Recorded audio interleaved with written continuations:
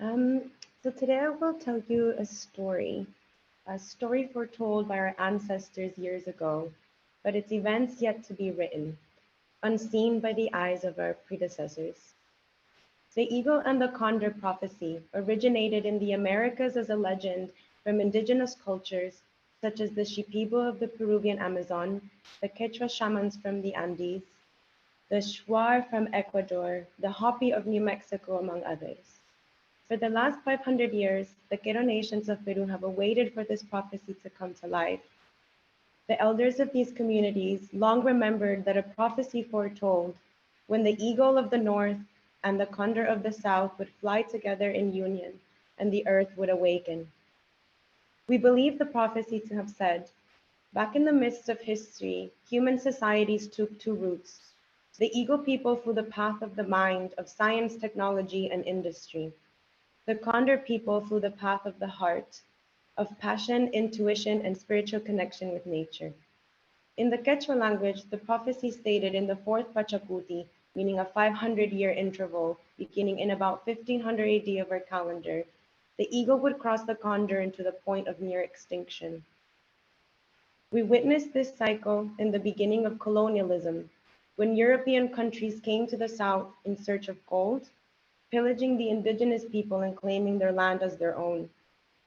The cycle has led us into a realization of the effects of capitalism, colonialism, and greed, as we witness the current state of the Latin American continent to have become the playing ground for multinational companies to do their bidding, with indigenous people as their commodities, under the premise of improving the culture through industrialization, implementation of Western religious practices, and commodification of the culture.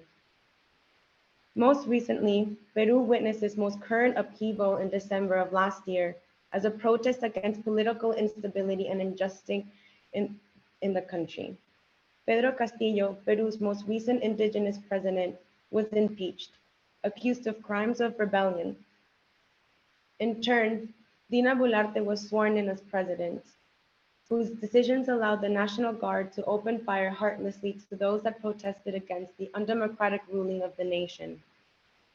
The fight between communism and fascism remains, but what the people of Peru know is that no matter which human-made ideology prevails, the mistreatment of indigenous people will continue to be abused by the resources of the Amazons due to its institutional government's race for power and the self-interest of multinational investment funds. Thousands of indigenous people came down from their residences in the mountains, the sacred valley of the Incas, Puno, Arequipa, among other cities, as a fight against the constant choice of corrupt right-wing or left-wing governments.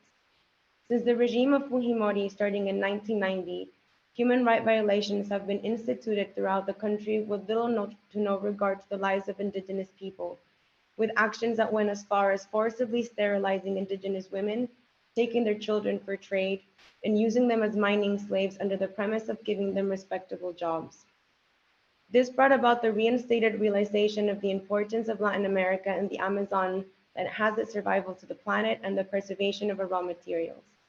Indigenous people make up 4% of the global population and are responsible for 80% of the world's biodiversity, resources that are used for every object we see in our home, city, and reality, with resources such as edible goods, minerals, coffee, zinc, lithium, copper, and much more. Peru is looking at a history of economic takeover by investment funds and governments around the world, under the premise that Peruvian people are not educated enough to handle the trade themselves. The fourth Pachacuti allowed for the rampage, extortion, and abuse of indigenous people. It is the belief of the Andean shamans, the Qero Paqos, that we are now moving into the beginning of a new cycle, the fifth Pachacuti, where there is an opportunity for the eagle and the condor to fly together and mate in order to birth a new reality, a reality of higher consciousness that will spread into the new world. With the rise of interest in indigenous teachers, the psychedelic revolution, and deep interest into natural-based wisdom, we are beginning to understand that humanity has dabbled far too long on the other side of greed, making us lose our humanity and spiritual-based knowledge along the way.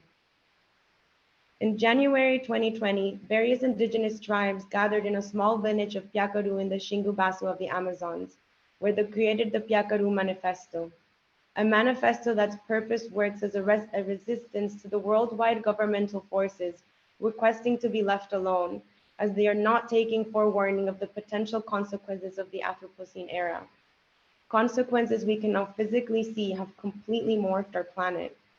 At the end of the day, the destruction of the planet has come about due to the greed of the eagle, since the condor learned long ago how to live with the earth.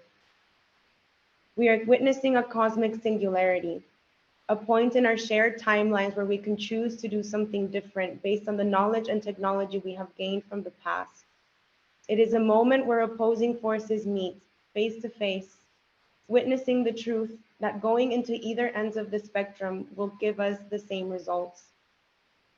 The Qero shamans of the Andes are opening their doors to the rest of the world to pass down the knowledge they have preserved for this particular moment in time. It has become apparent that business as usual will not be giving us much business for long, and the question of preservation and regeneration of the natural resources is becoming more substantially evident for us all. The fifth Pachacuti speaks of a choice to allow our consciousness to shift, to see the self-created destruction and allow for all people, including those in position of power and economic control, to take responsibility through their present choices. It is an uprising, an opportunity to come together and brainstorm the way forward, not only for our world, but for our freedom of consciousness, the true creator of our reality. How this story ends depends on us, but for now, I will end this presentation with the words of Hermana Betty, the translator and training master of the Apasa family. Master said that Pachamama and the Apus are upset and will be bringing catastrophes and big changes, Pachacuti times. From Andean philosophy, we see death and something natural that follows the cosmos principle of cycles. After death comes rebirth again. Sometimes the earth movement of energy is too extreme. Nature has come with the power of destruction to rebalance again and finally, for once, prepare for a new beginning. Thank you.